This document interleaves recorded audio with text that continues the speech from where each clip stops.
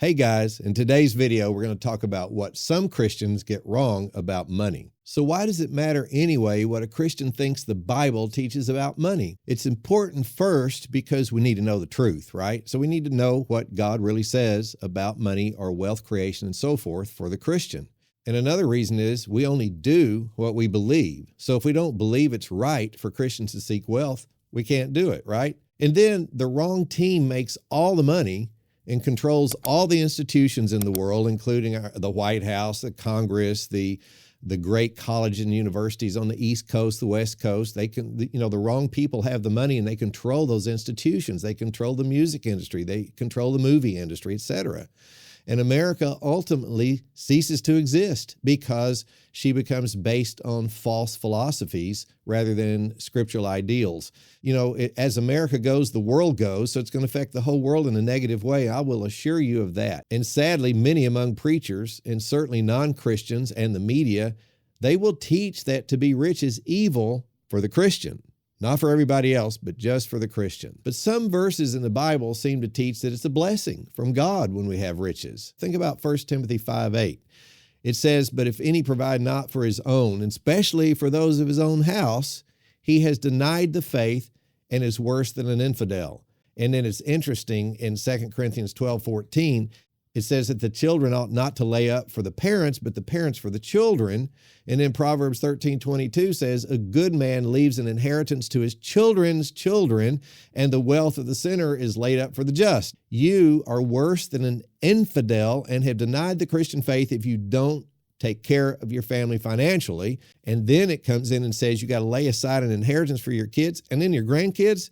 Listen, guys, like I've got 5 grown kids, and I love their spouses too, so that's 10. And I've got 13 grandbabies and some more on the way probably. I don't know about you, but if I'm going to leave them an inheritance, that is a lot of money. So God just told me I'm supposed to create wealth, right? So how can it be evil for a Christian to create wealth or to seek wealth? And God says, I have to do it. This might be the most famous example, the rich young ruler in the New Testament, right? Because he comes to Jesus and he says, what must I do to inherit eternal life? And so Jesus said, take all the assets you have and sell them and give that money to the poor and come and follow me. And what did the rich young ruler do? He turned and walked away sad, didn't he? And there's some indication in the scripture that Jesus was sad too, right? Because he turned to his disciples and he said, it seems impossible for the rich to enter the kingdom of heaven. And then the disciples said something very interesting to me. They said, well, how can any of us make it? So they saw themselves as having enough money to not be poor, right? So how can any of us make it? And Jesus said, well, with man, this is impossible. With God, all things are possible. But here's what I think we should understand about this. The key to it was not that he sell all of his assets and give to the poor, because God doesn't certainly not ask all of us to do that. The key was turn and follow me. And that's what the young man could not do. It's all about the relationship with Jesus, isn't it? And that's what he couldn't do. And so I think we miss the point if we don't understand that God was not teaching that we can't be rich or that we have to sell everything and give it to the poor. What the Lord Jesus was amazing at is he could look in a person's eyes and see what their God was, see what their issue was. What do they worship? This young man worshiped his money. And so that's why he used that example, go sell it. We'll see if you want me or if you want your money to be God.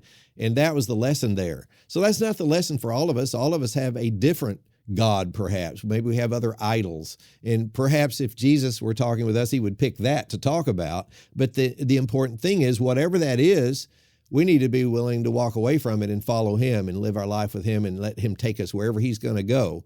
That was the point. It was not a teaching against being wealthy. If it were, it's going to contradict a lot of the verses we're going to look at now. For example, let's look at Genesis 13:1. It says, "And Abraham went up out of Egypt, he and his wife, and all that he had, and Lot went with him into the south. And Abraham was very rich in cattle, in silver, and in gold." Now you listen, the Holy Spirit wrote the Bible, right? So he couldn't be any more clear that this man is rich. He's not just rich. He's rich in cattle, which was kind of their monetary system anyway. You trade things, right? But then it adds to it silver and gold. This man is big rich. And yet in the New Testament, in James chapter 2, verse 23, it says, "And the scripture was fulfilled, which saith, Abraham believed God, and it was imputed unto him for righteousness, and he was called the friend of God." So you can't both be the friend of God and be rich at the same time if being rich is evil. You get my point. Or if having money makes you not spiritual. So my question is this: when Christians believe that seeking wealth is wrong for the Christian, are they getting something really wrong about money? So let's take a look at some of the reasons I believe they are getting it wrong. What causes this? Well, I heard an old preacher say this one time. He said, "It's not important what the Bible says." And he paused, and I thought, wow, that sounds bad. And then he comes right back and says, what's important is what it means. And so in order to know that, you kind of got to know the 10 rules of proper Bible interpretation. And the biggest one is context. God didn't write the Bible as sound bites. He wrote it as, most of it as letters. So you have to ask, who's it written to? What's it about? What's the primary interpretation, and what's the primary application? Is it to me or someone else, like maybe the Jewish people in the Old Testament, or me, or maybe them, but it's a secondary application to me? But you have to ask those questions.